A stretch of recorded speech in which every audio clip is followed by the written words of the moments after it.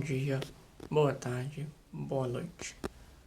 Está entrando lá mais um conteúdo, um vídeo novinho para você aqui no canal Tarde Leve. Seja bem-vindo, meu nome é Carlos Castro. Se inscreva, compartilhe, dê o seu like, dê o seu comentário, deixe o seu like, seu joinha e vai compartilhando na sua rede social, Facebook, Instagram e com seus amigos, que todos os dias tem um conteúdo novinho aqui no Tarde Leve, feito por Carlos Castro.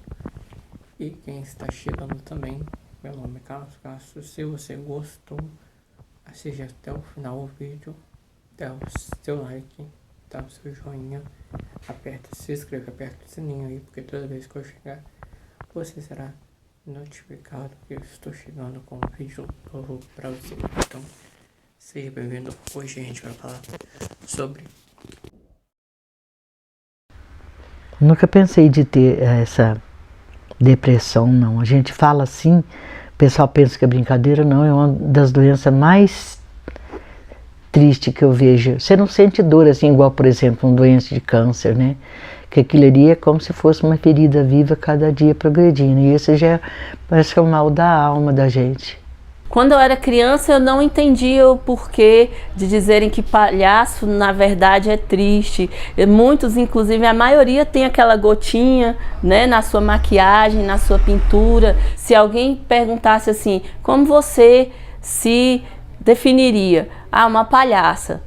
Uma palhaça em que sentido? Uma palhaça mesmo nesse sentido de gostar de fazer as pessoas alegres, mas ao mesmo tempo estar num sofrimento profundo. Eu levava porrada quase todo dia, eu chegava em casa, só que eu não falava nada por medo de falar e no outro dia chegar e apanhar mais. Hoje eu tenho os meus 2 dedos quebrados, que hoje eu voltei a mexer por causa do hospital do Sara Kubitschek, que eu fiz 1 ano e meio de tratamento, processo de bullying pesado.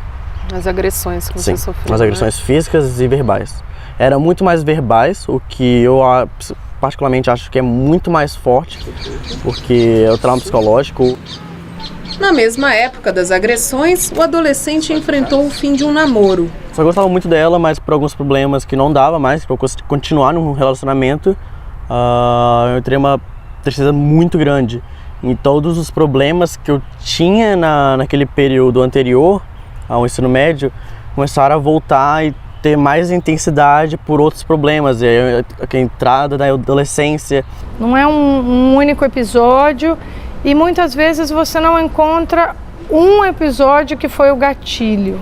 A depressão seria a vivência de perdas de uma forma constante, frequente, sistemática, e uma certa dificuldade de manejar essas perdas. O que significa isso? Significa que a pessoa vinha bem até um determinado momento da vida e em um determinado momento da vida, e todo mundo fala, isso aqui é da vida, e aí começando a piorar, e aí minha situação quando começava a ficar mais preta. A depressão é um cachorro preto. Eles expressam assim, eu não vejo graça em nada, eu não vejo prazer em nada, eu estou sem enxergar o mundo. Sintomas mais que a gente chama de vegetativos, né? Mais de mudanças no corpo, né? De como o corpo funciona. Além desses esses sintomas têm que estar presentes a maior parte do tempo, por pelo menos 2 semanas seguidas. E principalmente são intensos o suficiente para me trazer prejuízos na qualidade de vida. Eu deixei de cuidar da minha casa, dos meus filhos, do meu marido, dos meus afazeres na igreja. Eu parei de trabalhar. Como detectar a depressão? Porque nem todo mundo fica antissocial, isolado.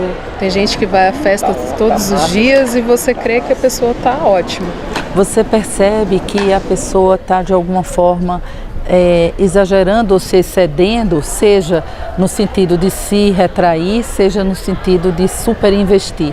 Se eu deixar os outros alegres, eu acho que eu vou ficar feliz. Então, assim, por mais triste que eu esteja, a alegria dos outros vai me contagiar.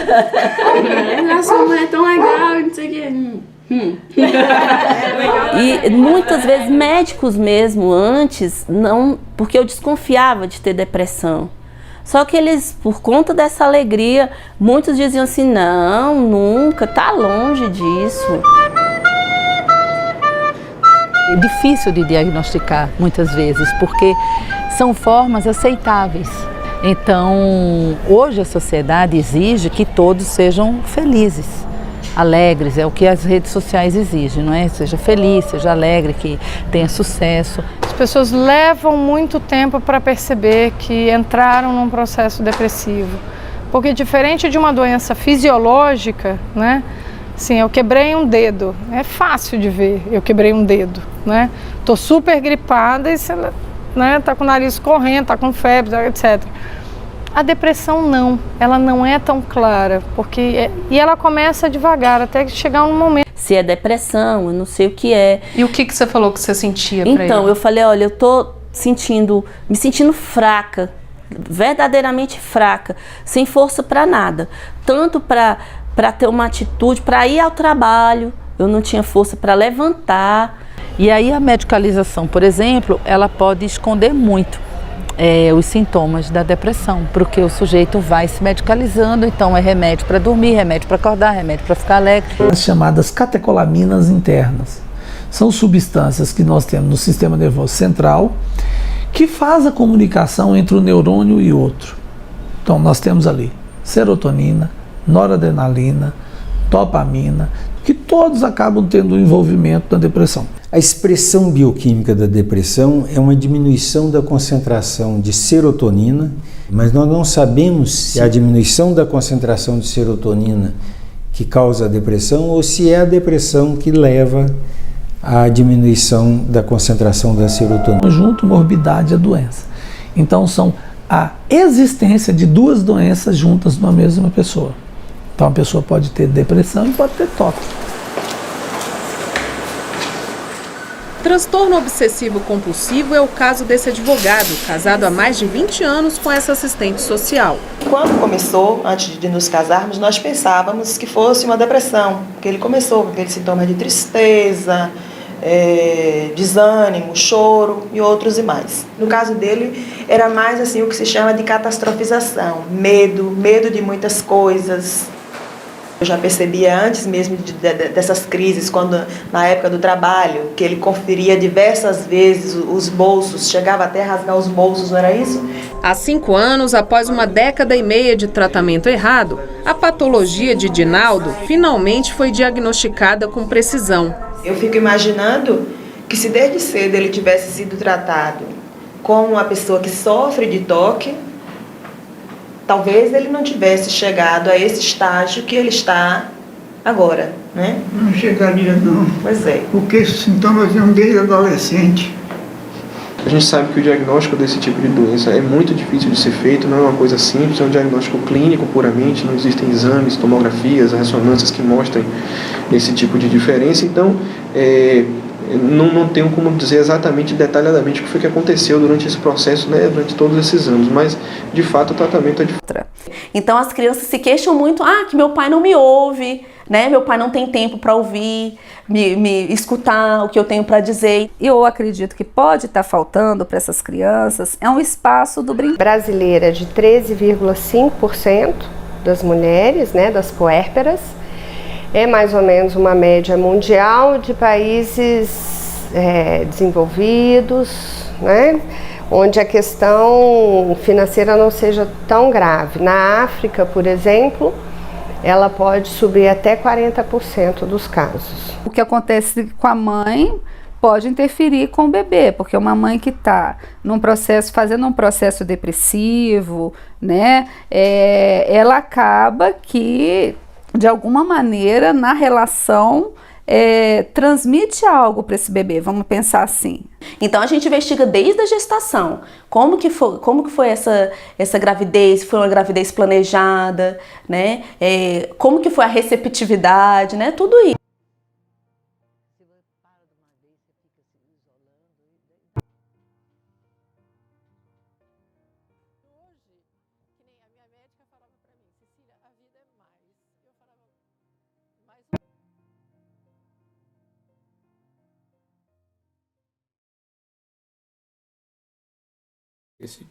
Se inscrever. compartilhar, dar o seu like, dar o seu joinha e apertar o dedo no like e se inscrever. Vamos ajudar o Carlos Castro a crescer no canal e a se espalhar para geral.